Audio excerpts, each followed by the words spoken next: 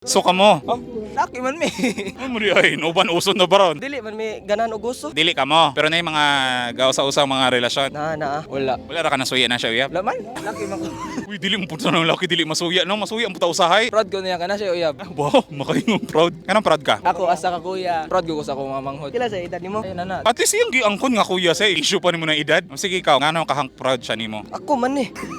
Oo, ikaw na wala na problema sa kinsa day ka. Kaila man mi. Alang, ma-proud siya na, di siya kailan ako. Dili ka tantong pilosopo no? Pili na katuig mong relasyon. Almost 1 year na. Hopefully magdugay na no? Okay na?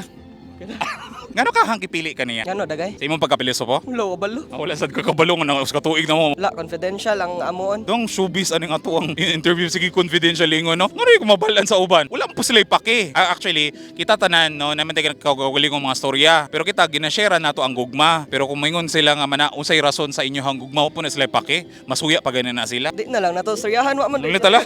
Bita. Kapilosopuhanay ramon gutang duwa. Mas modugay pa ning nga relasyon ka ha. Oo, modugay. Kane. Sa among friends, Hindi na tamo storya itong imong uyab-uyab. Kaya ba sila pake? sakto.